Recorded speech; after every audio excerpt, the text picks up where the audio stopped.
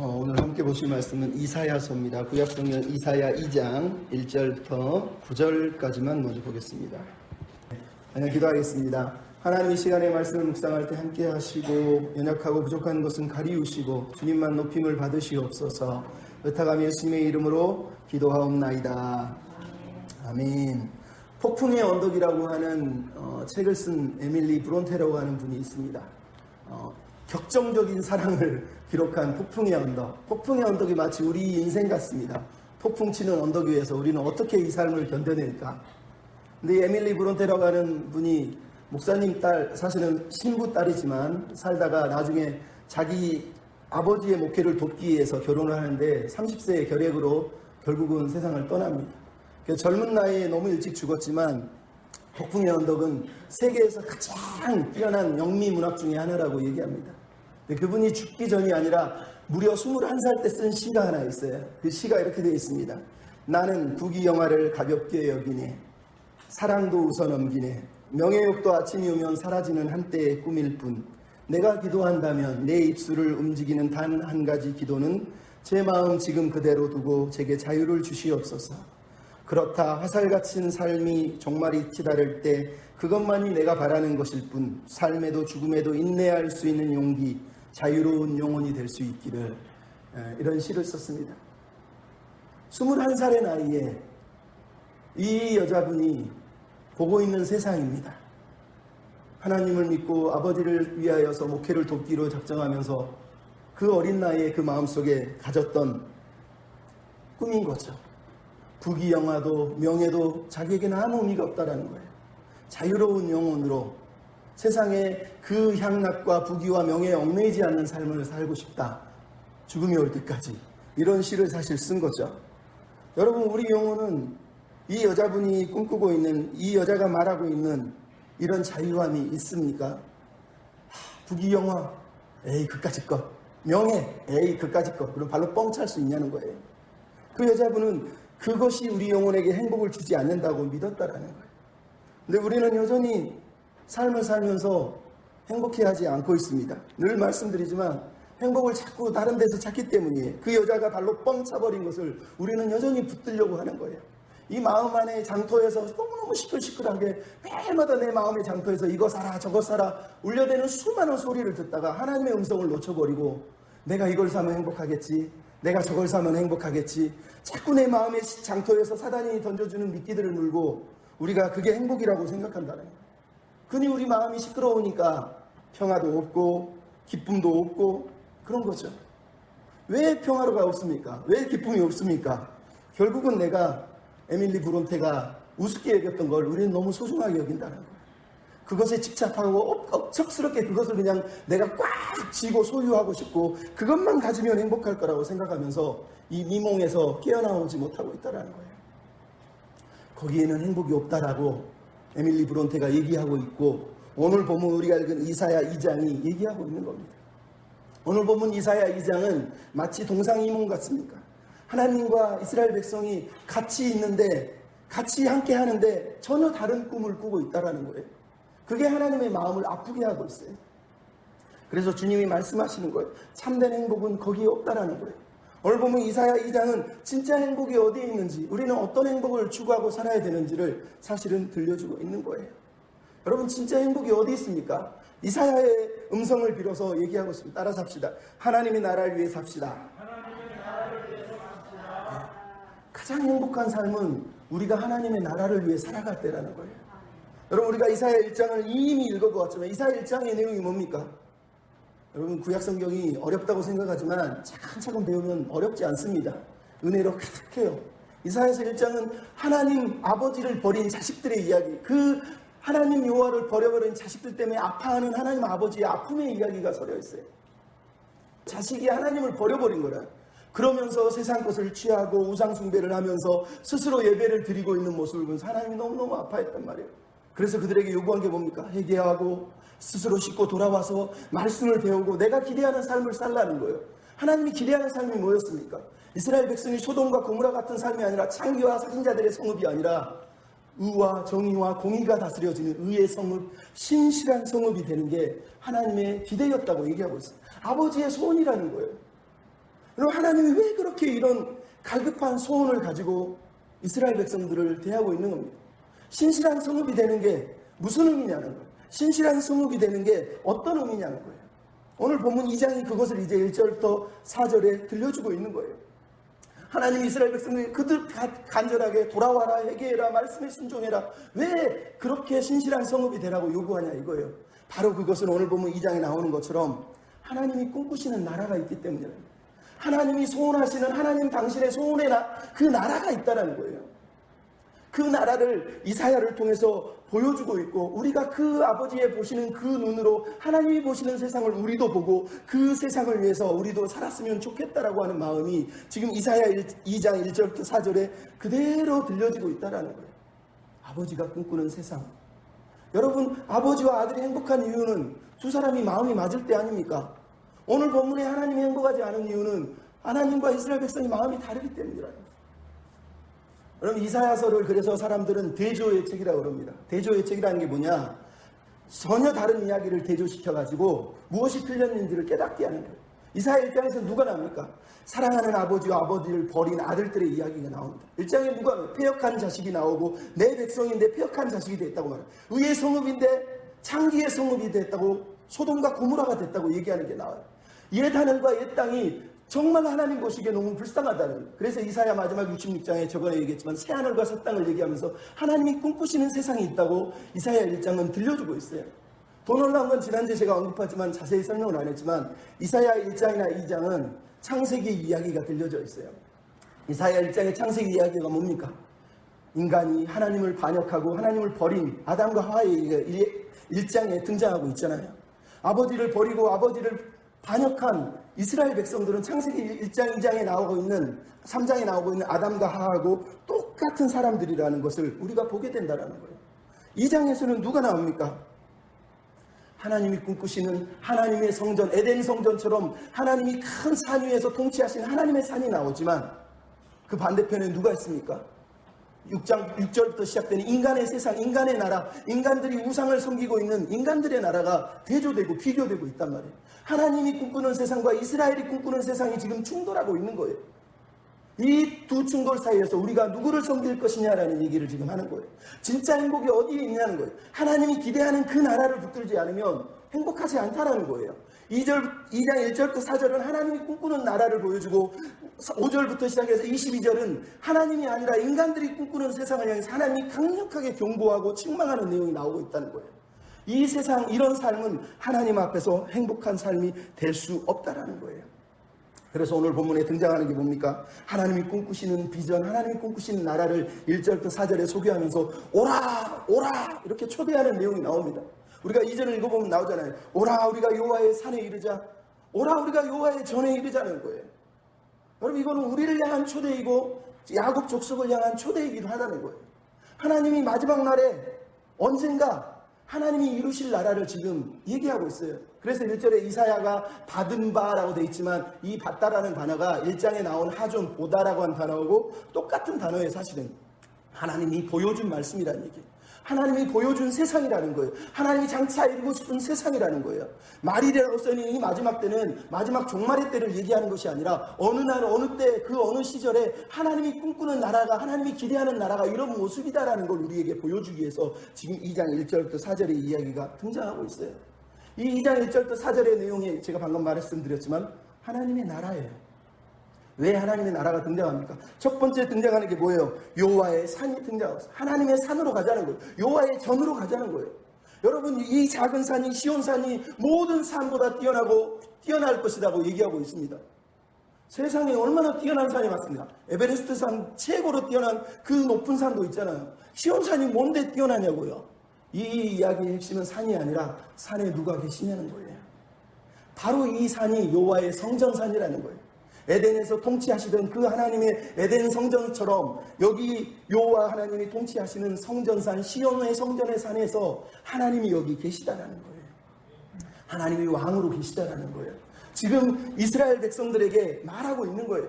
우리 인생의 주인은, 우리 삶의 왕은 하나님이라는 걸 잊지 말라는 거예요. 하나님이 지금 통치하고 계시다라는 걸 잊지 말라는 거예요. 하나님은 온 세상을 통치하셔서 하나님이 꿈꾸신 나라를 만들고 싶다고 지금 얘기하고 있는 거예요.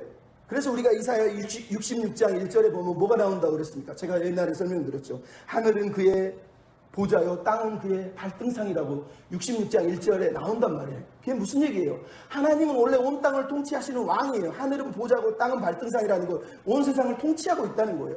그 성전이, 하늘 성전의 모형이, 가시적인 모양이 바로 이 성전이란 말이에요. 그래서 여호와의 성전산이 있다는 말은 하나님이 이 성전산에서 온 세상을 통치하겠다라고 하는 하나님의 왕 되심을 선언하는 내용이에요.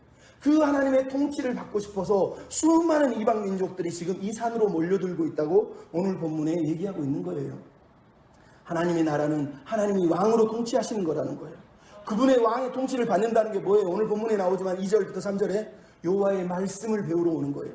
그분의 말씀이 우리를 가르칠 거라고 지금 들려주고 있지 않습니까? 그가 우리를 가르치실 것이라는 거예요. 하나님의 말씀이 우리를 가르치는 것이 하나님의 통치 방법이라는 거예요.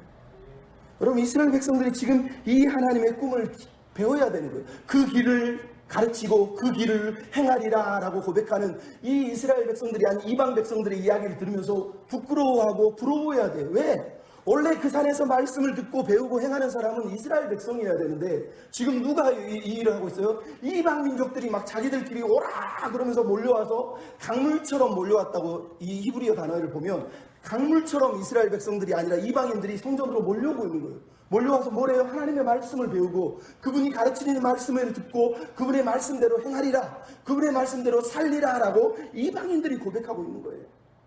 하나님이 이사야를 통해서 말씀하는 거예요. 너희들은 부끄럽지 않느냐는 거예요. 진짜 하나님의 백성은 이렇게 말씀을 듣고 배우고 사는데 니네들은 말씀을 배우려고 하지 않는다라는 거예요.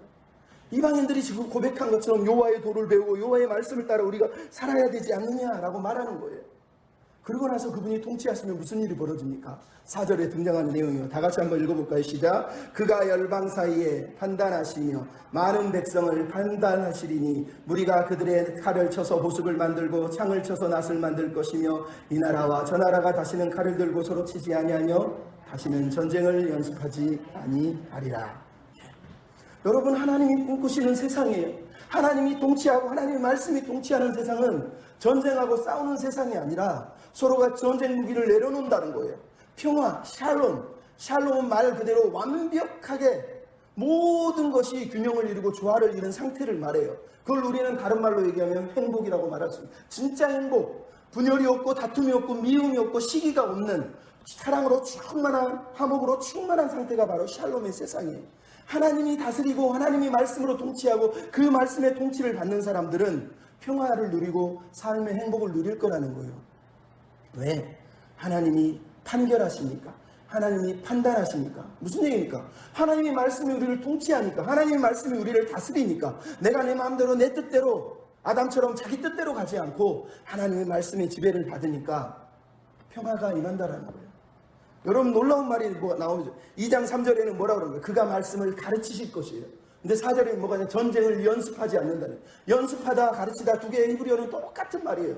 라마드라고 그래서 말씀을 배우는 사람은 전쟁하지 않습니다. 하지만 전쟁을 연습하는 사람은 말씀을 배우지 않는다라는 거예요. 여러분, 하나님 말씀이 다스리는 사람은 전쟁하기에 뛰어가지 않아요. 미친 듯이 전쟁하자고 달려들지 않는 거예요. 여러분, 말씀을 배우면 무기를 내려놓는 거예요. 무기를 내려놓는 거예요. 여러분, 우리 시대의 가정을 보십시오. 저번에 드라마 부부의 세계, 그게 평화의 세상입니까? 물론 현실일 수는 있지만 우리 시대가 세상이 다 전쟁터예요, 말 그대로. 근데 전쟁터가 저 밖에만 있는 게 아니라 집에 있어요. 가정에 있다는 거예요. 여러분, 우리 가정이, 우리 부부가 말씀의 다스림을 받으면 무기를 내려놓는 거예요. 미워하고 시기하고 화내고 자기 욕심 부리던 그것들을 내려놓지 않겠습니까? 브라질의 동양선교회 황은철 목사님의 사모인 동은이라고 하는 사모님이 있습니다. 이분이 1998년에 온누리 가정사역 세미나에 초청을 받아서 강사로 40일 전에 준비를 하고 있었어요. 내가 한국 가서 선교를, 하나님의 마음을, 상담 심리학을 가르쳐야지 이러면서 집에서 준비를 한 거예요. 근데 날짜가 다가오면 다가올수록 막 긴장하는, 우리 목사님 긴장하듯이 벌벌벌 떠는 거예요. 그렇게 긴장하면서 준비를 하는데 어느 날 막 준비하는데 여보, 우리 같이 기도하자. 그래서 남편도 기도를 해줘요. 같이 기도를 했대요. 근데 어느 날 준비하다 보니까 내가 남편을 위해서 밥을 준비해야지 이러면서 이제 일주일도 안 남았는데 남편을 위해서 식사 저녁을 준비한 거예요. 우리 아무리 바빠도 내가 아내의 직분은 다 해야지. 그래서 밥을 맛있게 만들어서 준비했는데 남편이 쑥 들어오더니 여보 식사는? 그랬더니 나 라면 먹고 싶어. 에? 아니 무슨 말이야. 라면은 내일도 먹을 수 있고 모레도 먹을 수 있다. 내가 당신을 위해서 이 바쁜 와중에 이렇게 맛있는 음식을 준비했는데 이걸 먹어주라. 아니야 난 라면 먹고 싶어. 지금 라면 먹고 싶어. 결국은 남자가 이것을 라면을 먹었어요. 사모님이 그때부터 분이 나가지고 말도 못하고 남편도 얘기를 안 해요. 서로 3일 동안 얘기를 안 했대요. 근데 이 남자가 신기하게도 이 여자가 40일을 준비하니까 계속 밤마다 기도하잖아요. 옆에 앉아서 같이 기도를 하더래요. 3일째 되는 날 어쩔 수 없이 자기가 먼저 말을 열었대요. 여보 내가 미안해. 내가 잘못했어. 근데 난 당신이 내가 준비한 음식을 안 먹어서 너무 속이 상했어. 그랬더니 남편이 그러대요. 은미야 나도 미안해. 사실은 나도 네가 해준 걸 먹고 싶었는데 내가 점심 때 너무 기름기 많은 걸 너무 부글부글한 걸 먹어가지고 도저히 이게 그러니까 브라질이니까 얼마나 기름이 많습니까? 그래서 뜨거운 국물로 속을 좀 녹여보고 싶었다는 거예요. 내가 너한테 미안해.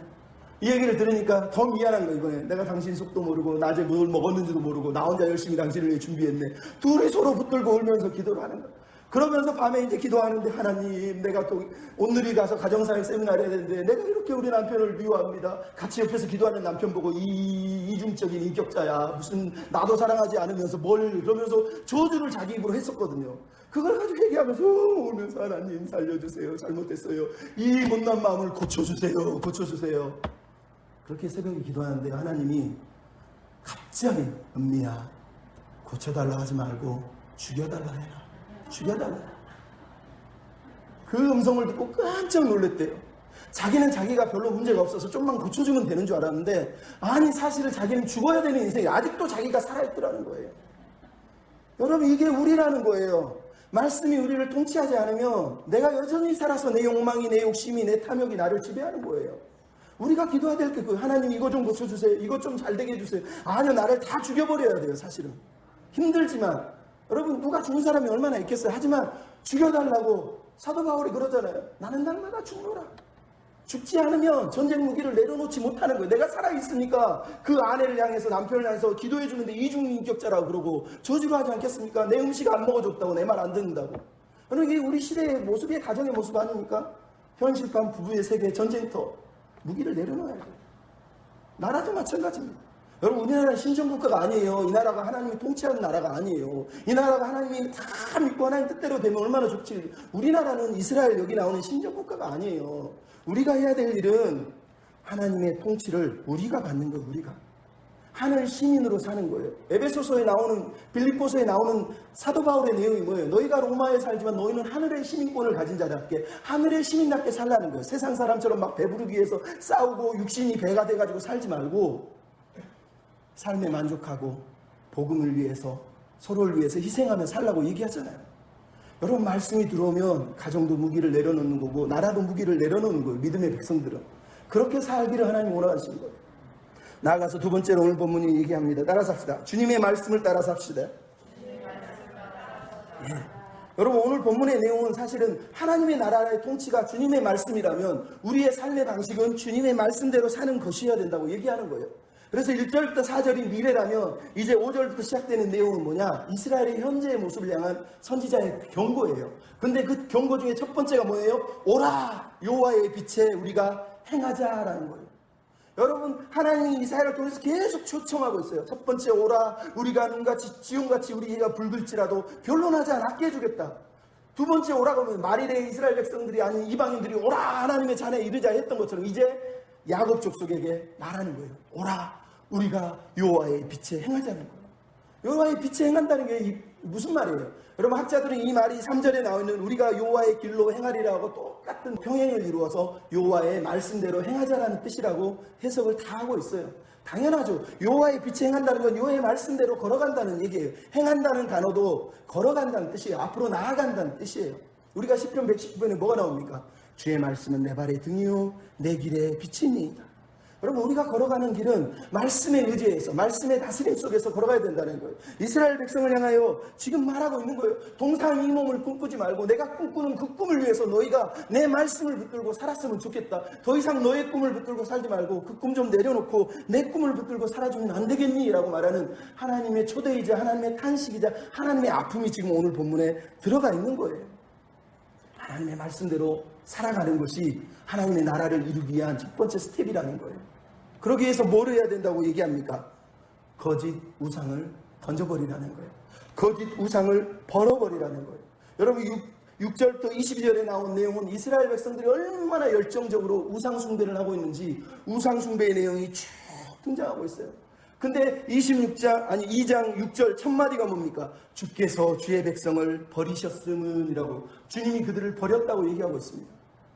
여러분, 주님이 그들을 버렸습니까? 우리가 1장을 읽었으면 그렇게 말을 못하죠. 1장의 고소 내용이 뭡니까? 내 자식이 나를 거역하고 나를 버렸다는 거예요. 여러분, 이 이야기는 하나님이 그들을 버렸다는 게 아니라 이스라엘 백성이 하나님을 버렸기 때문에 결국은 하나님을 버린 자의 삶이 어떠한지를 보여주기 위해서 하나님이 그들을 버렸다고 말하는 거예요. 나를 떠나면 너희의 인생이 어떻게 되는지 보라는 거예요. 어떻게 됐다고 얘기합니까? 우상 숭배로 그들의 인생이 완전히 물들어져 있다는 거예요.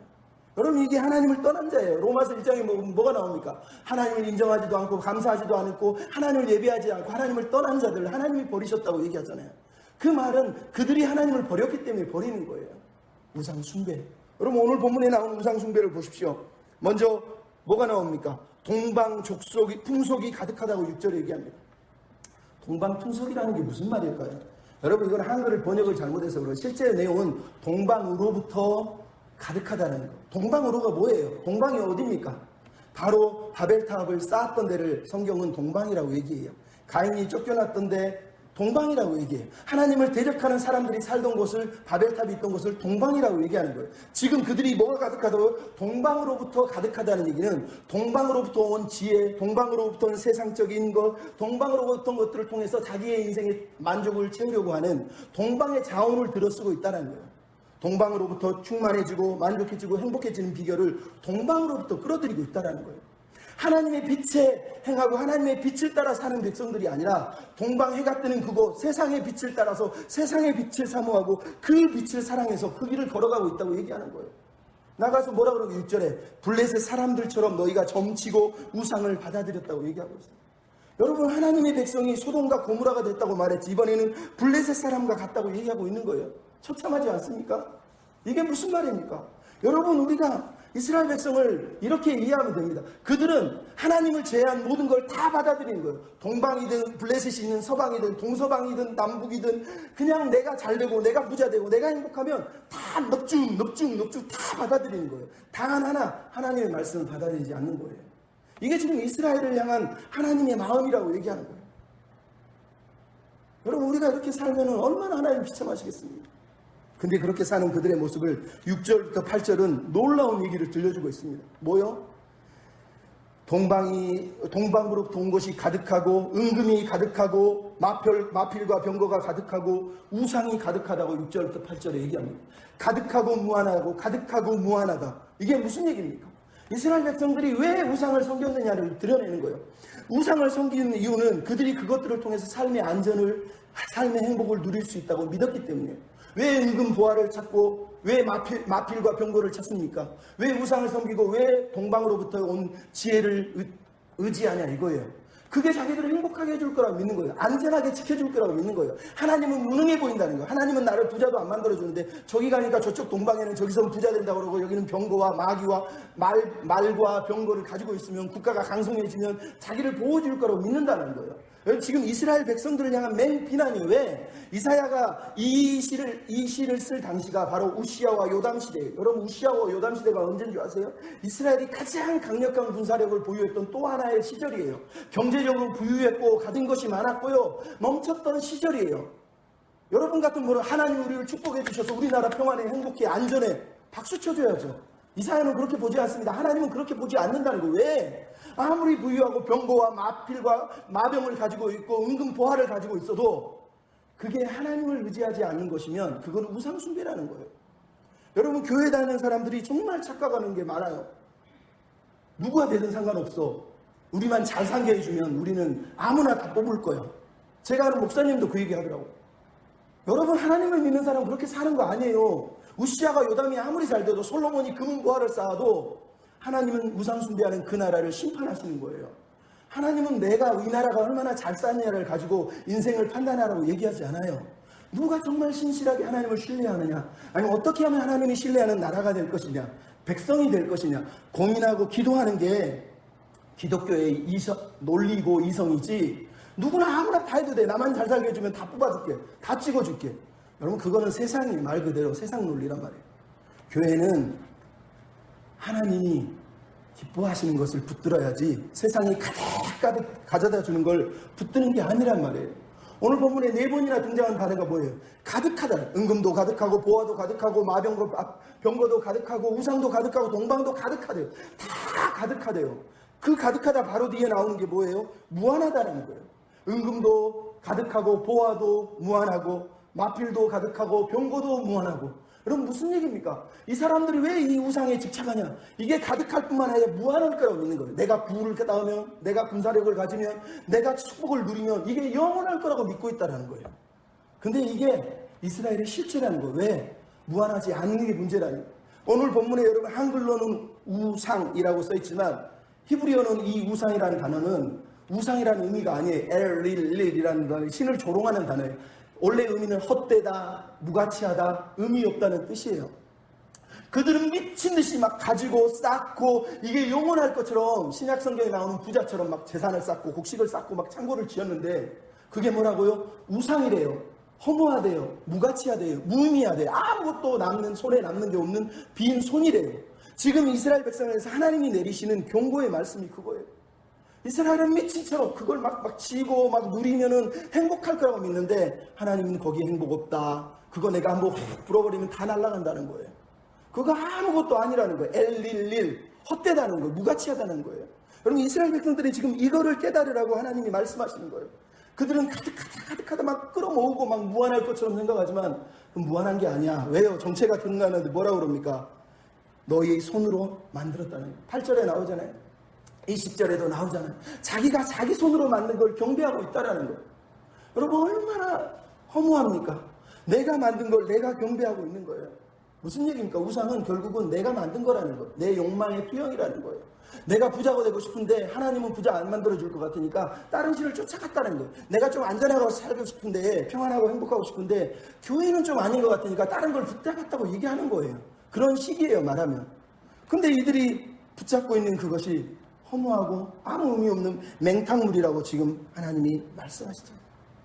여러분, 우상이 얼마나 허무합니까? 9절에 뭐라고요? 천한 자도 절하고 귀한 자도 굴복했대요. 하나님, 그러니까 용서하지 마세요. 이사야가 기도하고 있어요. 여러분, 인간이 아무리 높아도 아무리 처해도 똑같다는 거. 뭐? 욕망의 종이라, 우상의 종이라는 거예요.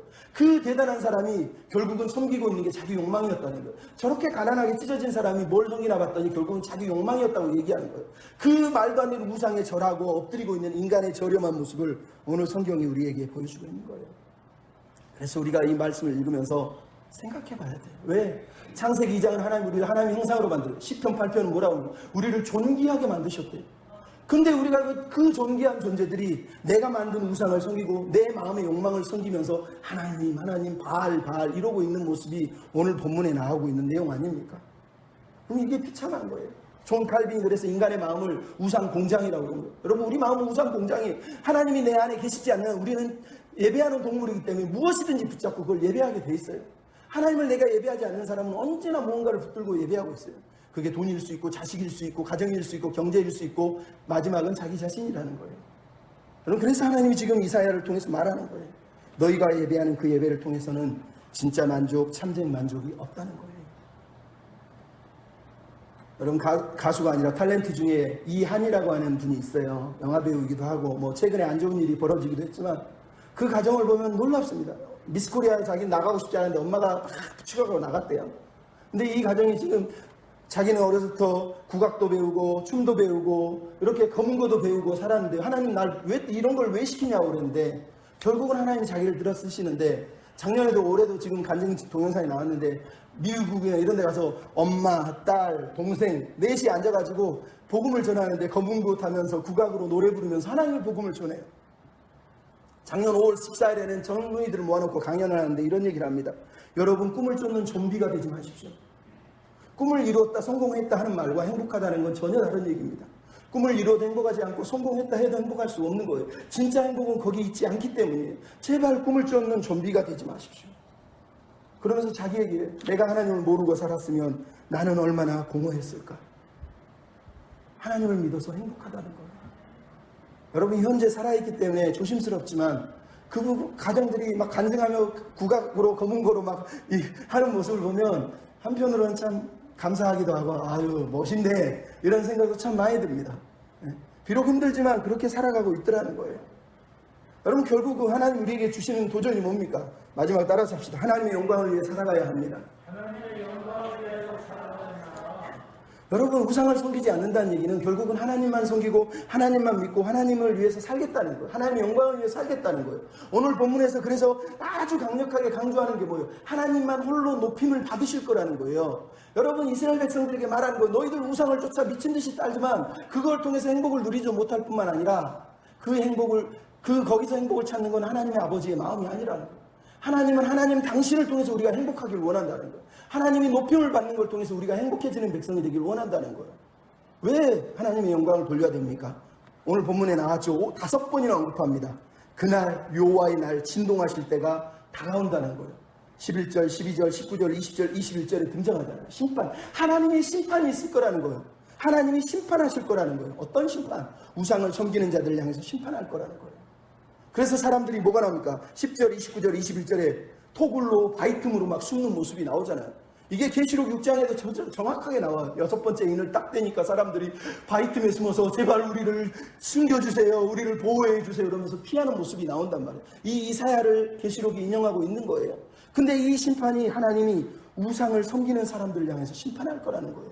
그래서 여러분 11절 12절에 나오는 내용이 뭡니까? 모든 높은 자, 교만한 자, 거만한 자, 자고한 자, 높은 산, 높은 나무, 그 다음에 15, 16절에는 망대, 성벽, 배, 아름다움, 군사, 무역, 자기 자랑 이런 모든 것조차도 하나님이 다 심판할 거라는 거예요. 그 심판이 끝나면 어떻게 된다고요? 17절도 20절에 나오죠. 교만한 자는 낮아지고 18절에 우상은 없어지고 20절에 경배하던 우상을 너희가 이 쓰레기였네 하고 집어 던질 거라고 얘기하고 있는 거예요. 여러분 하나님이 심판하는 그 순간 우상은 아무것도 아니라는 걸 그때 처절하게 느낀다는 거예요. 그러지 말고 지금 깨달으라는 거예요. 그날 다 터지고 깨지고 망가진 다음에 아무것도 아니구나, 얘가 나한테 아무 도움이 안 되는구나라는 걸 그때 가서 깨달으는 미련한 인생이 되지 말고 지금 깨달으라는 거예요. 지금 낮아지고 지금 겸손해지면 살 수 있다는 거예요. 여러분 우리의 그 마음을 하나님이 지금 주고 있는 겁니다. 그래서 선지자가 하는 경고가 뭡니다? 마지막 22절입니다. 다 같이 한번 읽어보겠습니다. 22절 보면 써있죠. 시작. 너희는 인생을 의지하지 말라. 그의 호흡은 코에 있나니 새말 가치가 어디 있느냐. 여러분 지금 선지자가 창세기 이야기를 또 하고 있는 거예요.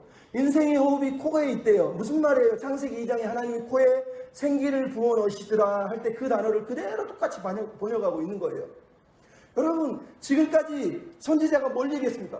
우상을 섬기지 마라, 우상을 버려라고 얘기했는데 결론이 뭐예요? 사실은 우상이 아니라 인생을 의지하지 말라고 얘기했다는 거예요. 이게 무슨 말이에요? 아까도 얘기했죠. 우상은 결국 정체가 뭐라고요? 내가 만든 거라는 거예요. 인생이 자기 스스로 자기 만족을 누리기 위해서 하나님 없이 자기 힘으로 살려고 하는 노력이 우상 숭배란 말이에요.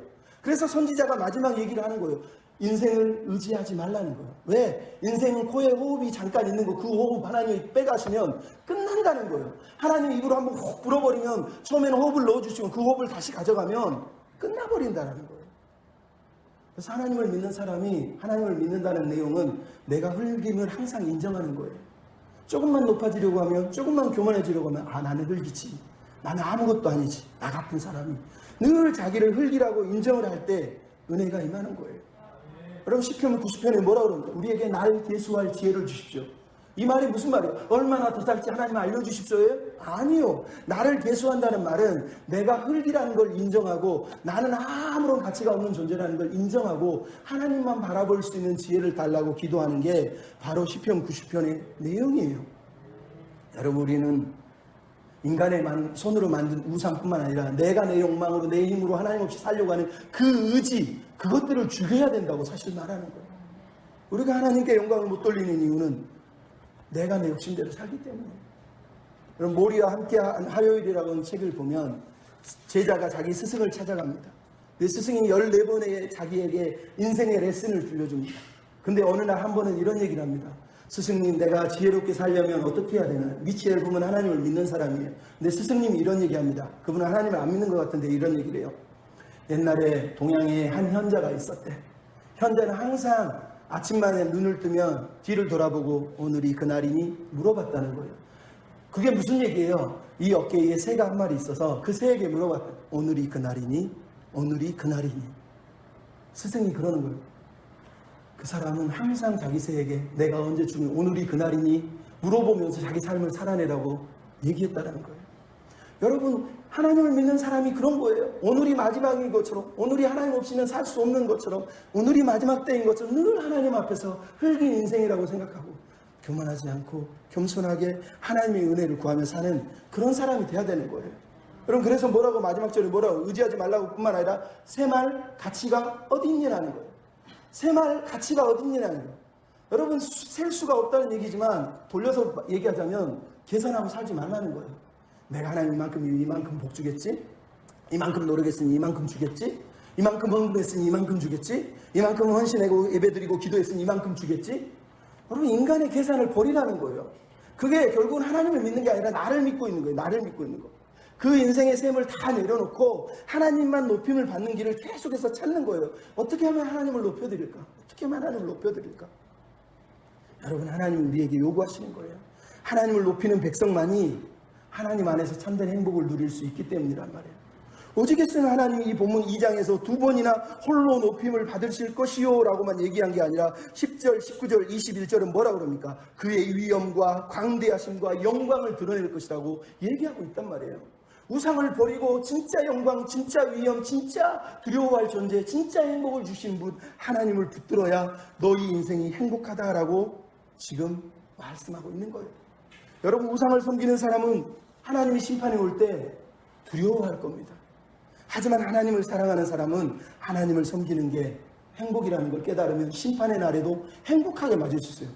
심판이 오면 어떡하지? 마지막 종말이 오면 어떡하지? 그거는 기독교인의 자세가 아니에요. 하나님 믿는 사람은요, 언제든지 상관없다. 어느 날이든 상관없다. 올 테면 와라. 나 하나님 믿고 있다. 이러면서 사는 게 지혜고 믿음이지.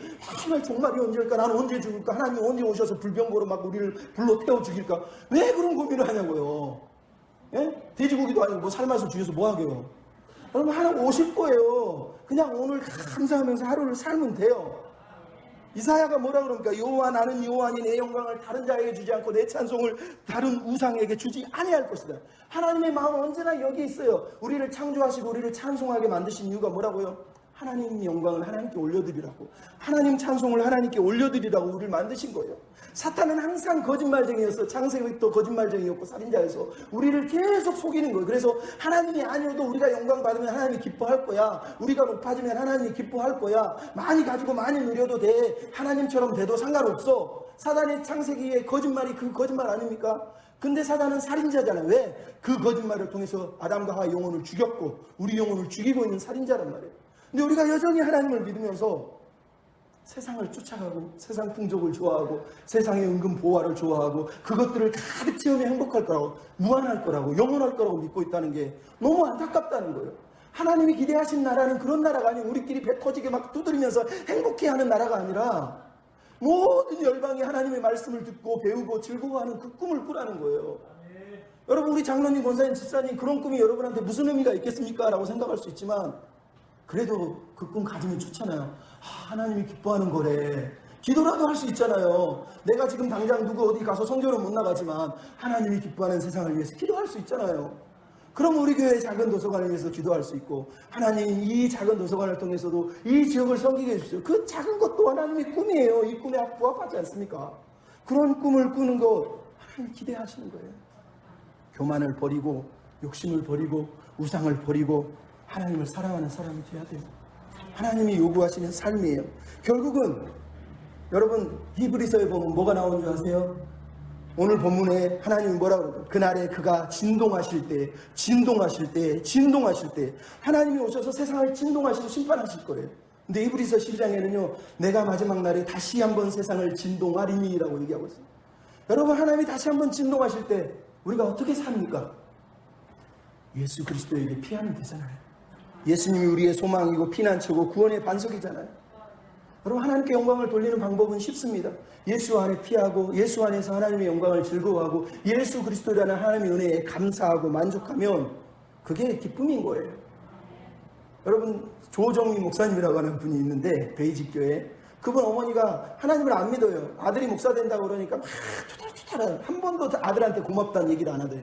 근데 뭐 아들이 목사 되니까 어쩔 수 없이 아들 체면 채워주려고 교회 다니다가 보니까 신앙이 생겼어요. 어느 날 아들을 붙잡고 조 목사 고마워. 왜? 아드님 때문에 내가 예수를 믿게 돼서 너무 고마워 그러더라는 거예요. 여러분 이것처럼 행복한 게 없어요. 평생 세상 우상 붙들고 거짓 신들의 세상에 살다가 처음으로 하나님의 세상에 들어와서 너무 행복하다는 거예요. 여러분 어떤 사람이 쓴 글에 그런 게 나옵니다. 어느 날 어떤 사람이 죽었는데 천국문에 탁 들어왔더니 내가 왔어 그러니까 여기는 한 사람밖에 못 들어옵니다 그러더니 이게 뭔 소리야. 다시 돌아와서 한참 고민하다가 다시 가서 제가 왔습니다 그러니까 어서 오시오 드디어 한 사람이군요 이러더라는 거예요. 여러분 무슨 말인지 알겠습니까? 나하고 예수님이 따로 걸어가면 그건 천국에 못 들어갑니다. 예수님이 내 안에 내가 예수 안에 있어야 된다는 거예요. 같이 가는 거예요. 같이 삶의 모든 조건이 그런 거예요. 영광도 내 영광 따로 예수님 영광 따로 내 행복 따로 예수님 행복 따로 내 명예 따로 예수님 명예 따로 여러분 절대로 하나님이 받으시지 않습니다. 오직 예수 그리스도만 높임을 받으셔야 되고 오직 그분만이 영광을 받으셔야 되고 오직 그분의 이름만이 존귀함을 받으시도록 살아내야 되는 거예요. 그럴 때에 하나님이 기뻐하시는 거예요. 그럼 제가 아는 목사님이 그런 얘기를 하더라고요. 제발 신앙생활 할 때 그와 같이 살지 말고 자녀의 신앙을 가져라. 무슨 얘기인지 아시겠어요? 그 아들은 부모가 없으니까 자기 힘으로 끙끙거리면서 뭔가를 이뤄내지 않으면 그거 없으면 못 산다고 믿는 게 고아라는 거예요. 하지만 아버지가 있으면 그렇게 안 해도 되잖아. 좀 실패해도 되고 넘어져도 되고 아버지가 지켜줄 건데 뭘 걱정하냐. 왜 끙끙거리고 미친 듯이 사냐. 그 고아냐 너희들이 그러더라고요. 그럼 하나님 믿는 사람은 고아가 아니잖아요. 은근 보아 뭐 세상 명예 저거 안 가지면 뭐 무슨 일 생겨요? 아니잖아요. 하나님 거라며요. 하나님이 다 지고 계신다며요. 그냥 우리 하나님 믿고 자녀의 믿음으로 그냥 살면 돼요. 실패해도 넘어져도 당당하게 나 하나님 믿습니다. 하나님 믿습니다. 이런 믿음이 필요한 거 아닙니까? 그래서 여러분 이사야에 보면 마지막 63장 16절에 주는 우리 아버지시오. 우리는 진흙입니다. 진흙입니다. 여러분 하나님께 영광을 돌리는 비결이 다시 등장하고 있어요. 우리가 진흙이라는 걸 알고 하나님의 아버지라는 걸 알고 세상의 자원이 아니라 하나님을 통해서만 내가 산다고 믿고 그렇게 살아내야 되는 거예요. 여러분 이사야가 어떻게 죽었는 줄 아세요? 이사야는요 아마시아 왕의 사촌이라요. 왕족이에요. 귀족이에요. 왕족이에요. 그래서 왕궁 선지자라 왕궁을 들락날락하면서 왕에게 하나님 말씀을 전한 거예요. 그래서 우시야, 요담, 아하스, 히스기야, 므낫세 시절까지 선지자를 노릇을 한 거예요. 그러다가 므낫세 시대에 히스기야가 죽고 아들 놈이 우상 숭배하다가 자기에게 반역하고 잘못했다고 얘기하는 이사야를 나무통에 집어넣어서 톱으로 잘라서 죽입니다. 그래서 히브리서에 보면 누구는 톱으로 켜서 죽었고라는 단어가 나오는 거예요. 여러분 왜 그렇게 삽니까? 귀족인데 부도 있고 명예도 있고 떵떵거리고 편하게 살아도 돼요. 근데 이사야는 그렇게 살 수가 없었어요. 왜? 하나님 말씀이 자기를 통치하니까 우상이라고 하는 세상 것들이 거짓 신들이 진짜 신이 아니라는 걸 믿으니까 하나님의 꿈을 붙들고 하나님의 비전 때문에 자기 목숨을 버리면서까지 왕궁에서 임금들을 향해서 오늘 본문에 나오는 것처럼 우시야, 요담, 아하스, 히스기야, 므낫세에게 하나님 말씀을 직언하는 걸 보잖아요. 이게 믿음의 사람인 거예요. 이 믿음을 이어받은 게 느헤미야 같은 사람인 거예요. 혼자 왕궁에서 페르시아에서 행복하게 넉넉하게 막 살아도 되는데 하나님의 꿈 때문에 하나님의 말씀 때문에 하나님이 아파하시고 하나님이 꿈꾸신 나라 때문에 세상 나라가 아니라 하나님의 나라가 세워지기를 소망하면서 초계와 같이 자기의 부와 명예를 내려놓은 거라는 말이에요. 우리가 여전히 거짓 신들을 사랑하고 가짜 신을 붙들고 헛되고 무가치한 것을 붙들면서 이게 하나님인 것처럼 이게 내 인생을 행복을 책임져 줄 것처럼 살면 하나님이 기뻐하시겠습니까? 마지막 얘기만 하고 마치려고 합니다. 이스라엘의 선교사 중에 한 분 최요나라고 하는 분이 있습니다. 이분이 이스라엘 가가지고 선교를 했는데요. 선교사가 된 것도 재밌어요. 사실은 어려서 예수를 안 믿었는데 소록도에 갔는데 자기 몸에 피부병이 있어서 나으려고 갔대요. 근데 소록도에 갔더니 막 눈도 코도 막 손도 다 일그러진 사람들이 막 찬송을 부르고 성경 통독을 하더래요. 깜짝 놀래가지고 할머니 할아버지 아니 가족들한테 버림당하고 눈도 없고 코도 없는 사람들이 왜 이렇게 하모니카도 불면서 막 찬양을 하더래요. 어떻게 이렇게 젊은이 하나님 믿어 하나님 믿어 그러면서 그 일그러진 손으로 쌀밥을 쥐어주고 떠나는 날 5,000원을 쥐어주면서 예수 믿어 그러더라는 거예요. 충격을 받고 이 사람이 피부병은 아무 문제가 아니래. 피부병 낫고 안 낫고가 중요한 게 아니라 저 사람들이 가지고 있는 행복을 나도 갖고 싶어. 그래서 예수님을 믿었다는 거 아니에요? 그리고 선교사를 나갔는데 어느 날 유대인들에게 선교를 하는데 유대인들이 예수를 받아들일까요?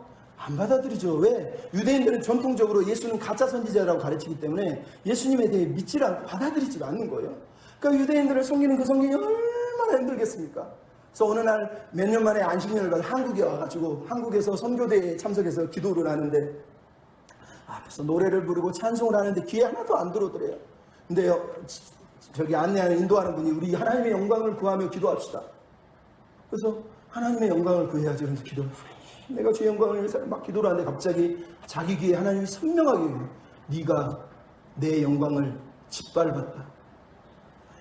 선교사가 충격을 받은 거예요. 선교사로 평생을 힘들게 살았는데 내가 하나님의 영광을 짓밟았대요. 그 말씀을 딱 듣는 그 순간 너무너무 충격을 받아서 그 자리에서 하나님 내가 뭘 잘못했지요? 내가 하나님의 영광을 어떻게 가린 거예요? 내가 그런 죄인이 그렇게 더러운 거예요? 내가 이렇게 사형 선고를 받아야 돼요? 그래. 그런데 그때 들려주고 보여준 게 그거예요. 선교사한테 집에 가서 자기 와이프를 얼마나 폭언을 하고 밖에서는 천사처럼 웃으면서 아내를 아주 그냥 쥐잡듯 잡는 거예요. 자식들 둘이 있는데 막 쥐잡듯 잡는 거예요. 네가 내 영광을 가린 거야. 그 말씀을 듣고 이 사람은 충격을 받았대요. 영광을 돌린다는 게 막 사역하고 막 전도하고 사람 살리는 건 줄 알았는데 하나님께 영광 돌리는 게 가족 섬기고 자녀 섬기고 행복하게 만드는 거라는 거예요. 샬롬, 행복한 세상을 만드는 거라는 거예요. 충격을 받았어요. 거기서 울며 회개를 하는데 자기가 4년 전에 하나님이 들려준 음성이 그때 번뜩 떠올랐어요. 뭐냐? 이스라엘에 가서 선교를 했는데 한 2년 됐나? 유대인들이 선교를 아무래도 회개를 안 하더래요. 성경을 가르쳐도 믿지 않고 듣지도 않대요. 어느 날 버스 타고 집으로 돌아오면서 막 입에서 저주가 나오면서 유대인이 이러면서 내가 니네들 다시는 선교하라 막 마음속에 미움이 막 불불 일어나더래요. 그럼 막 버스에서 막 화가 나가지고 집으로 돌아가면서 막 이러면서 막 쌍소리 막 러시아 방언이 막 이러면 나오는데 갑자기 하나님이 야, 너 여기 왜 왔니? 그러더라고요. 그래서 성사님이 회개한 게 아니라 그걸 왜 물어봅니까?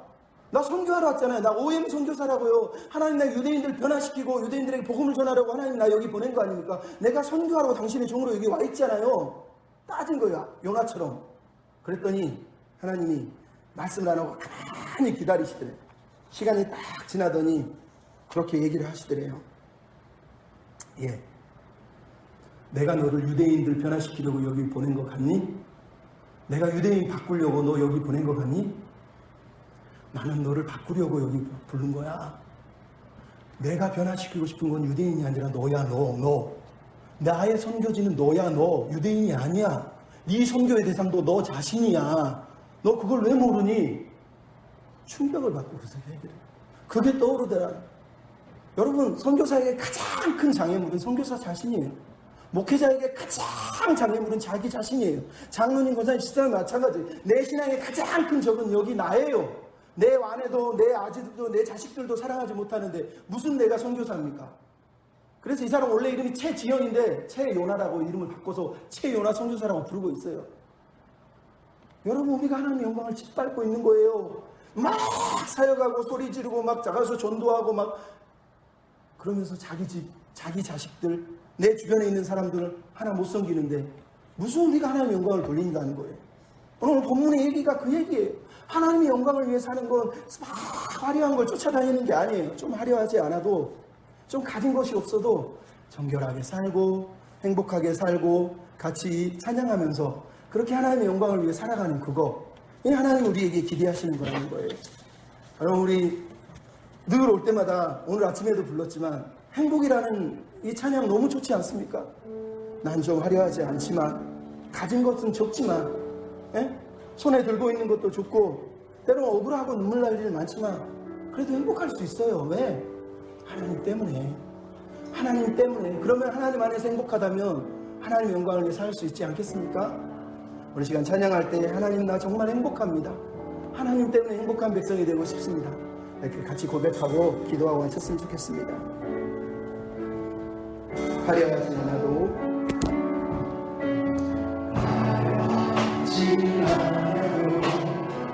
정결하게 사는 삶 가진 것이 적어도 감사하며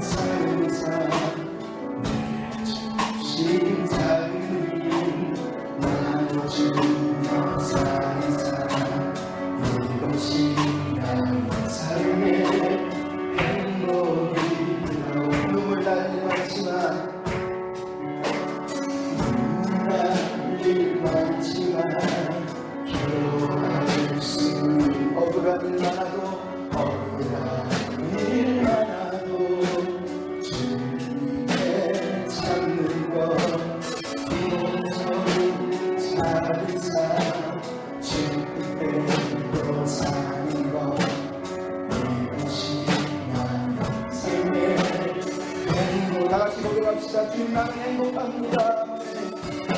이것이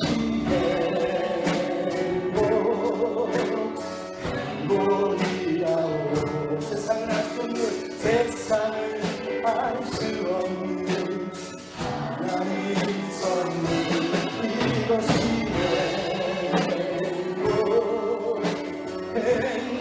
행복이라오. 하나님의 자녀로 살아가는 것, 이것이 행복이라오. 이것이 행복, 이것이 행복이라오. 행복이라오. 세상을 알 수 없는